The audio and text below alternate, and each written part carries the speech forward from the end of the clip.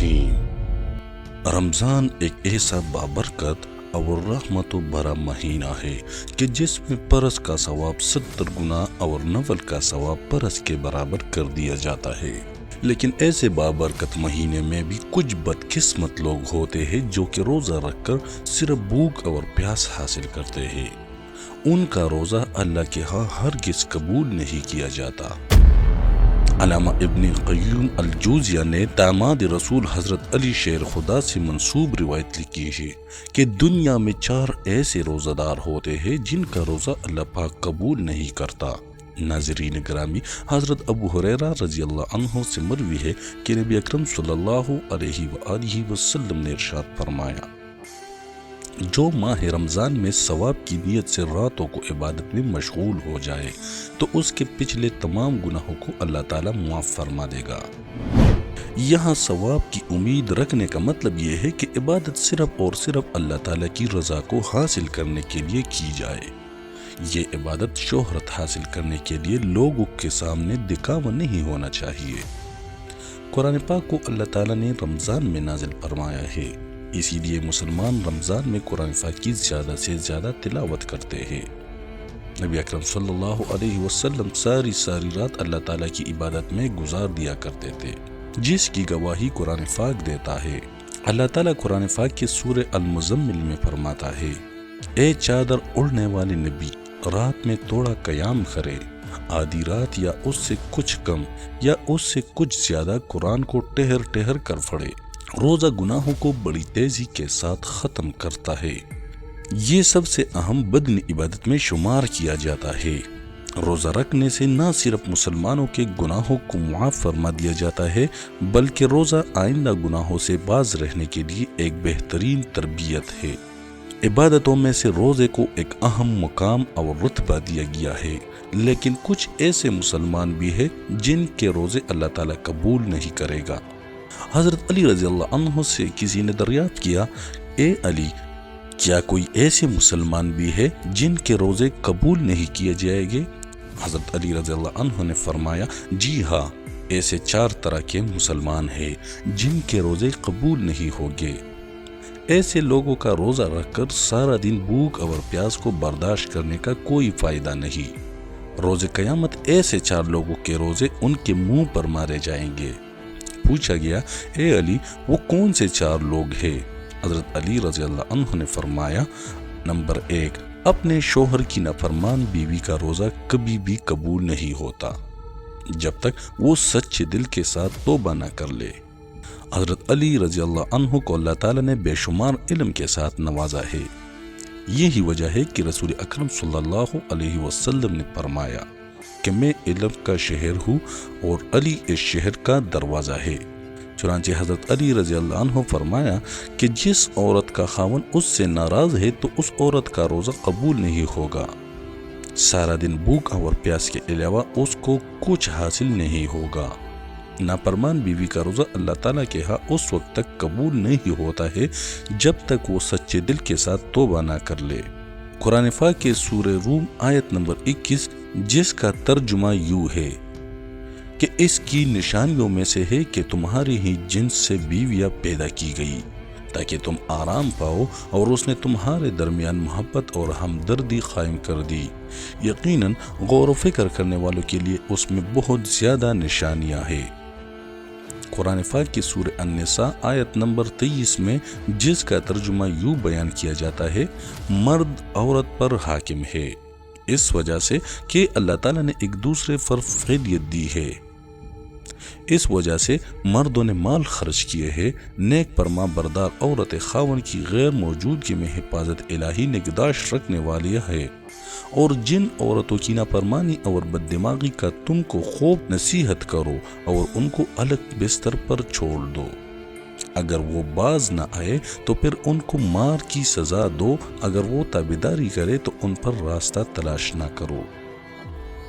بے شک اللہ تعالیٰ بڑی بلند اور بلائی والا ہے۔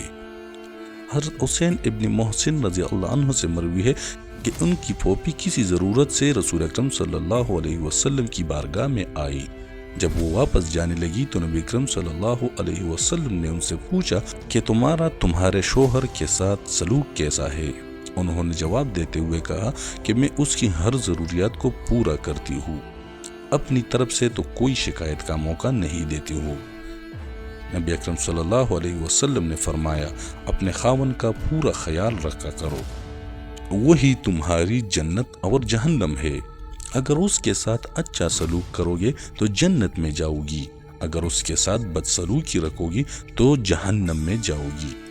نبی اکرم صلی اللہ علیہ وسلم کا فرمان ہے کہ جو عورت 5 نمازوں کی پابندی کرتی ہو، رمضان کے سارے روزے رکھتی ہو، اپنے شوہر کی خواہش کے مطابق رہتے ہوئے زندگی بسر کرے، تو اللہ تعالیٰ کی طرف سے ایسی عورت کو کلی اجازت ہوگی کہ وہ جنت کے جس دروازے سے چاہے جنت میں داخل ہو سکتی ہے۔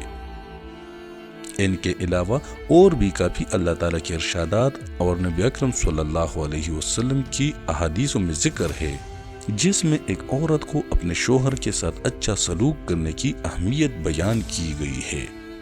نمبر 2، حضرت علی رضی اللہ عنہ نے فرمایا کہ نافرمان اولاد کا بھی روزہ قبول نہیں ہوتا۔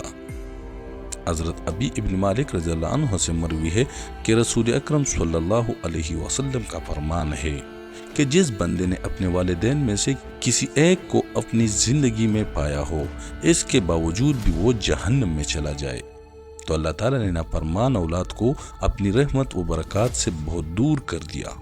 نبی اکرم صلی اللہ علیہ وسلم کا فرمان ہے کہ اولاد کے لیے جنت حاصل کرنے کا بہترین ذریعہ یہ ہے کہ وہ اپنے والدین کو خوش کر لے، تو اللہ تعالیٰ اس کے اجر کے بدلے اس فرمانبردار اولاد کو جنت عطا کر دے گا۔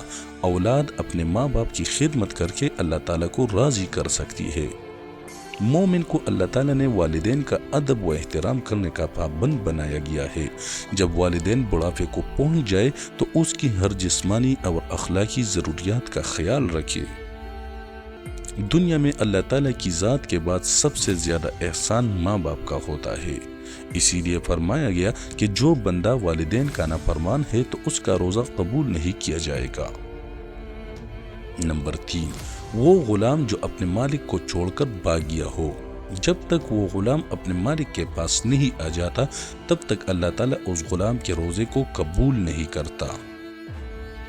نمبر 4، حضرت علی رضی اللہ عنہ کا فرمان ہے کہ جو بندہ اپنے امام کی اطاعت نہیں کرتا، اس کا نافرمان ہے تو اس کا روزہ بھی قابل قبول نہیں ہے۔